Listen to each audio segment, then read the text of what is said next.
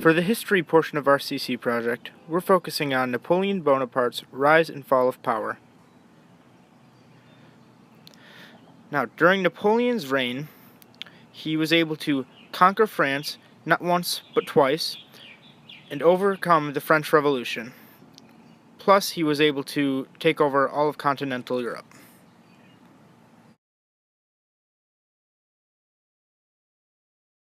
Napoleon was able to overcome the French Revolution through the coup of 18 Brumaire. This was a group of political leaders, including Napoleon himself, which were able to overthrow the Directory and centralize power back into a steady economic system.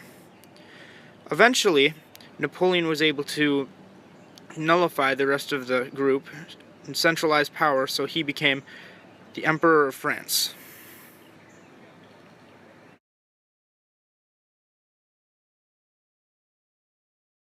As soon as Napoleon became emperor, he immediately started to militarize.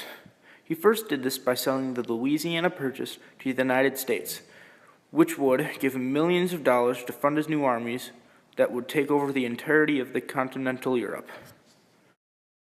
After Napoleon conquered Europe, he set his eyes east to Russia. In doing this, he was ultimately defeated by the Russian winter. Because of his defeat, he was exiled off the French coast and dethroned.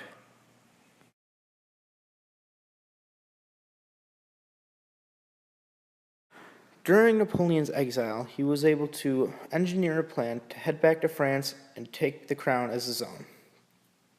Once King Louis XVIII of France heard of this, he immediately sent troops to counter Napoleon as he landed.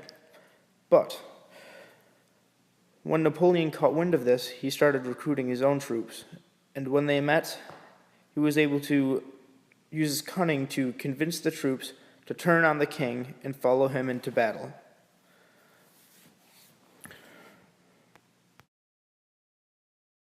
Through Napoleon's nonconformity, he was able to overall benefit himself by becoming the Emperor of France again. Once Napoleon became emperor a second time, he immediately militarized again.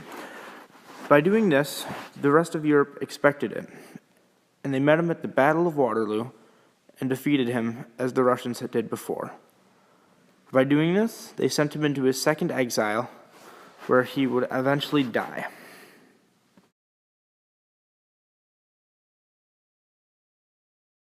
Through Napoleon's ambition and nonconformity, he was able to escape exile, overcome the French Revolution, take over France twice, and take over all of Europe. This is all pretty groundbreaking, especially for the times, and was only ever repeated once by, well, a not-so-beloved person. But this